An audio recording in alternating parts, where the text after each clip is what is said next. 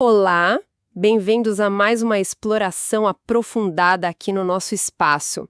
Hoje o foco é um período chave e, assim, muitas vezes bem complexo da nossa literatura, o pré-modernismo. O material que a gente tem em mãos é bem interessante, bem direto ao ponto, uma coletânea de questões, sabe? Questões que já apareceram no Enem e outros vestibulares importantes sobre o tema. E a nossa ideia aqui é usar essas questões como um guia mesmo para desvendar as características desse movimento, conhecer melhor os autores principais e, claro, entender como é que os exames geralmente cobram isso. É uma forma bem prática de se preparar, né? Mas também de sacar a importância desse momento cultural ali no comecinho do século XX.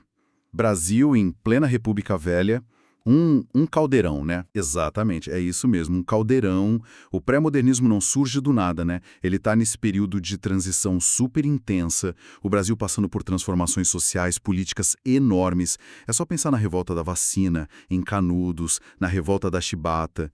E a literatura, claro, ela absorve tudo isso. Começa a olhar para um Brasil que antes ficava meio escondido, sabe?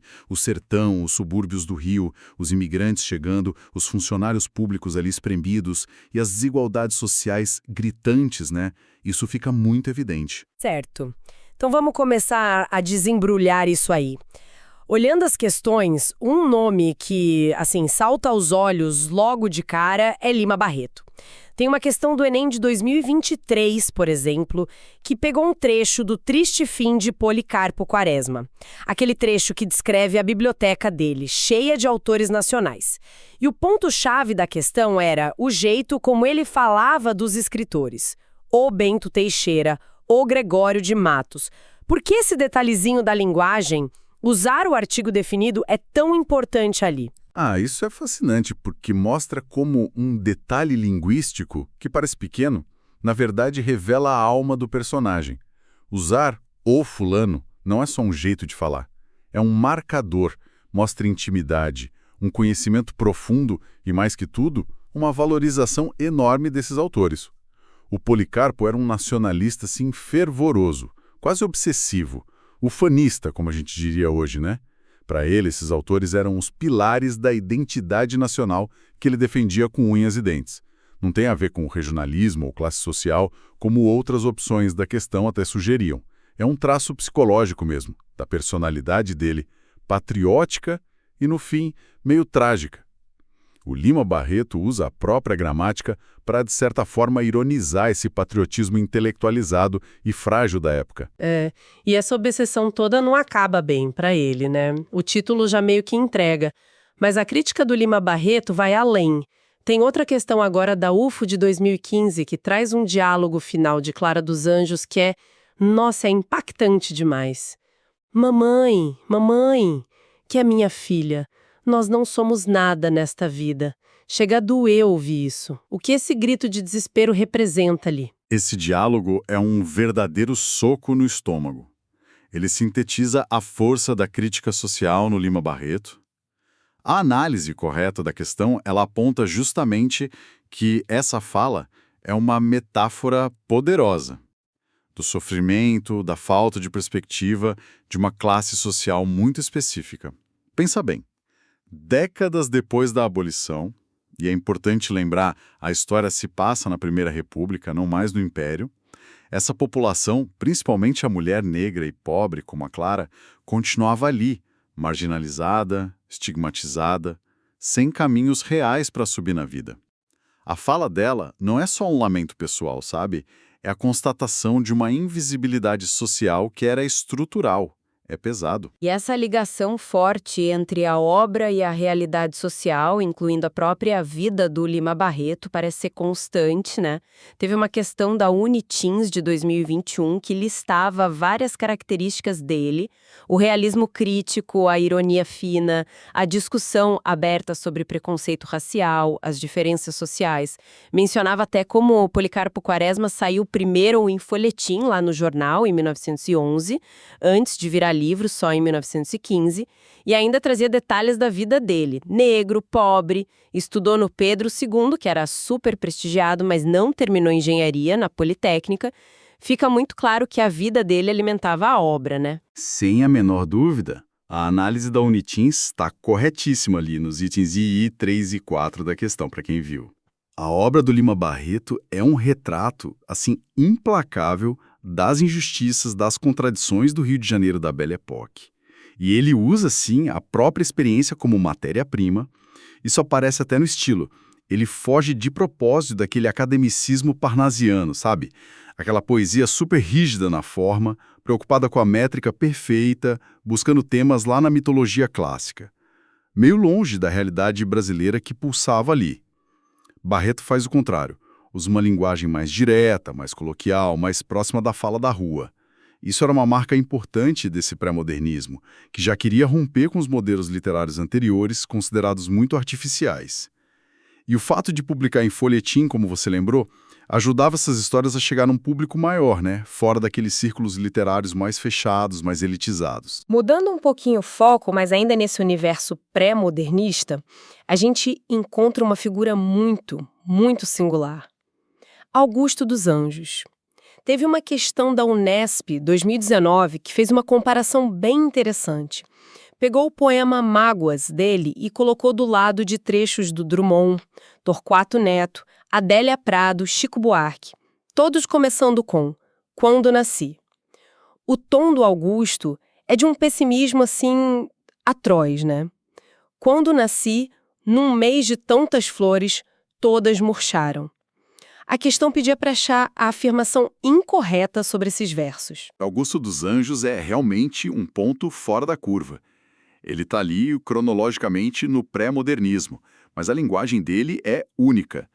É uma mistura surpreendente de vocabulário científico. Ele fala de biologia, de química, de vermes, decomposição, com uma angústia existencial profundíssima. Um pessimismo quase nihilista, bem materialista. E a comparação que a questão da UNEB fez é ótima. Mostra como esse tema do nascimento, do destino, da condição humana aparece muito na nossa poesia, mas cada um trata de um jeito totalmente diferente. A afirmação que estava incorreta, a alternativa E, na questão original, era que dizia que a palavra anjo, que aparece em todos os trechos, mantinha sempre aquele sentido tradicional, judaico-cristão, de reverência. Isso é claramente falso, né? Cada poeta ali subverte essa imagem. O Drummond fala do anjo torto que diz, vai, Carlos, ser gauche na vida. O Torquato Neto imagina um anjo com asas de avião. A Adélia Prado fala em carregar bandeira. Chico Buarque em Nascer Errado Assim, com um anjo safado. Ou seja, o anjo vira símbolo de destino torto, de inadequação, de crítica, bem longe daquela figura celestial tradicional que o Augusto dos Anjos, com o pessimismo cósmico dele, também rejeitava, claro. Essa coisa da subversão, da crítica, me lembra outro nome forte do período, que é o Monteiro Lobato, especialmente pela ironia dele. Uma questão da Unicamp, 2016, focava naquele conto Negrinha, e perguntava sobre a postura do narrador. A análise era que o narrador usava a ironia para descrever as personagens, criando um contraste muito forte entre o que ele dizia sobre elas e o que elas realmente faziam. Como essa ironia funciona para expor a crueldade ali. O Lobato maneja a ironia como um bisturi afiado em Negrinha. É um recurso central para a crítica que ele quer fazer ali. O narrador descreve a Dona Inácia, aquela senhora que maltrata a menina órfã, usando termos como excelente senhora, alma de boa quilatagem, ótima Dona Inácia.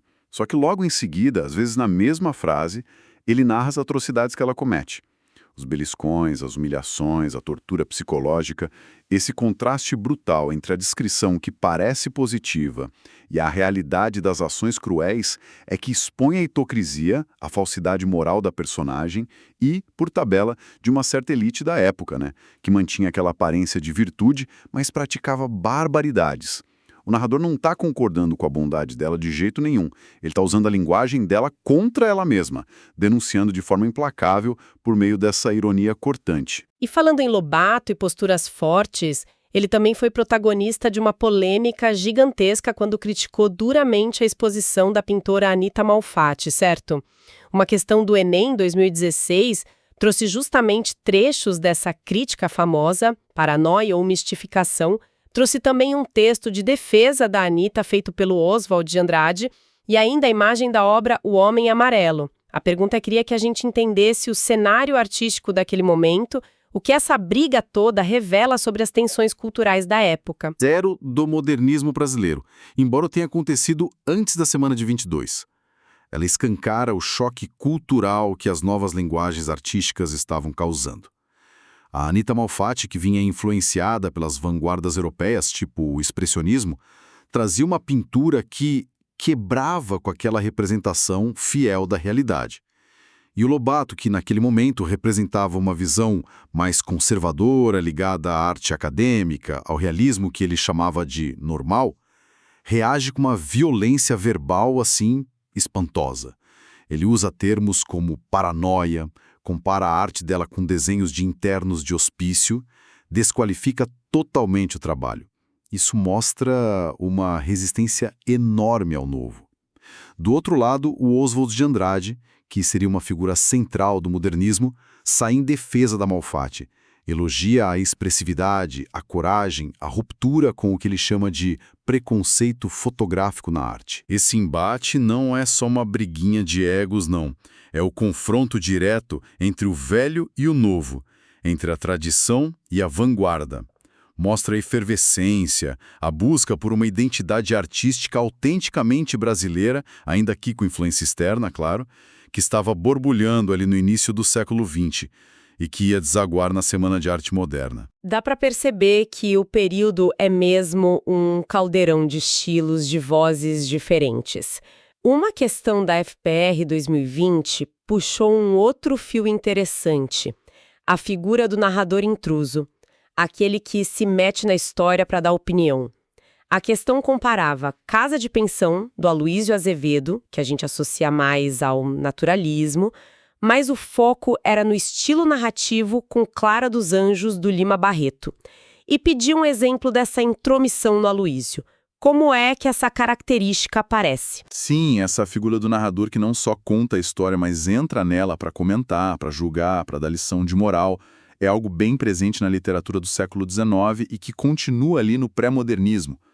A questão da UFPR destacou um trecho bem específico de Casa de Pensão em que o narrador para tudo para fazer um comentário direto sobre a relação pai e filho, criticando a imprudência do pai do Amâncio.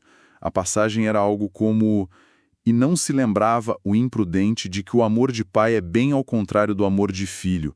É quase uma pequena dissertação ali no meio da ficção. Isso mostra que, embora o Aloysio seja naturalista e o Lima Barreto pré-modernista, os dois usavam esse recurso de um narrador que opina, que guia a interpretação do leitor de forma bem explícita.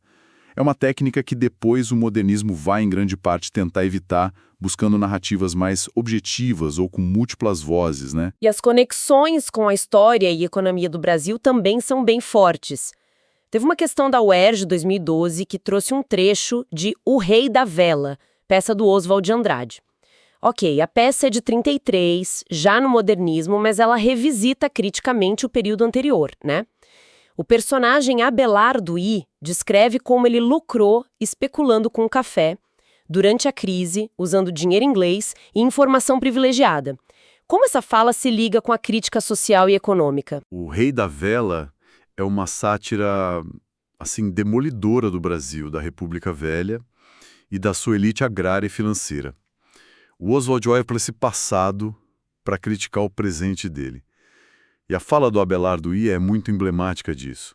A análise correta da questão da Whig aponta que ele é a figura do especulador sem escrúpulos, que se deu bem justamente na desgraça dos outros, durante a crise de 29, que abalou pra caramba a economia do café no Brasil.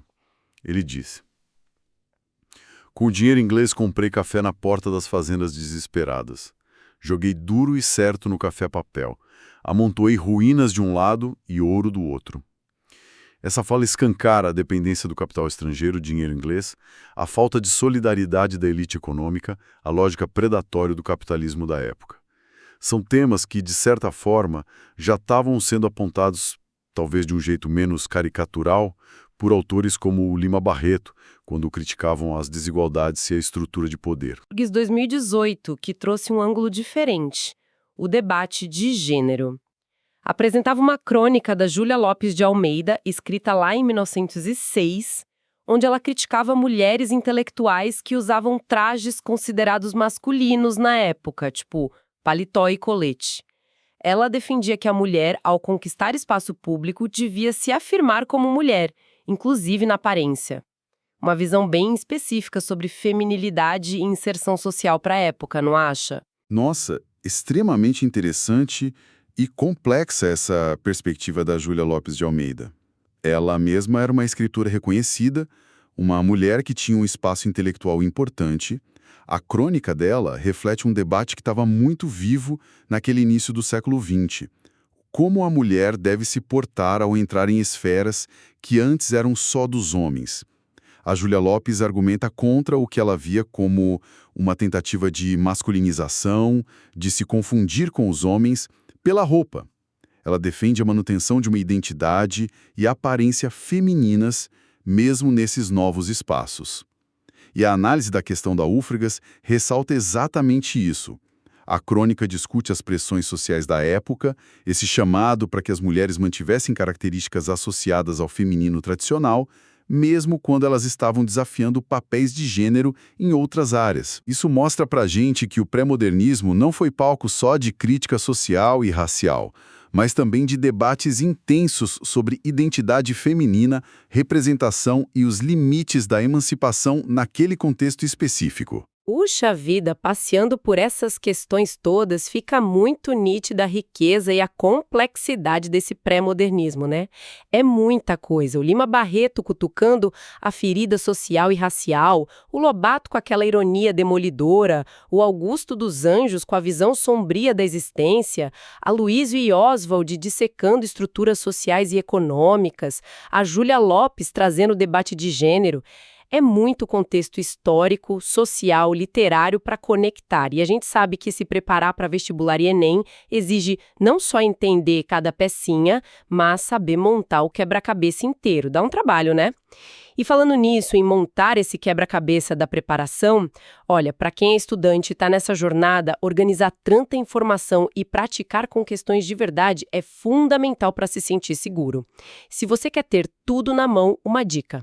Entra agora em medicob.com.br, baixe o app e aproveita o maior banco de questões do Brasil. Sério, lá tem provas anteriores de tudo quanto é instituição, tem questões comentadas, tipo essas que a gente discutiu aqui, tem resumo prático, aula completa, flashcard pronto para revisar onde e como quiser. Facilita muito a vida ter uma ferramenta assim, né?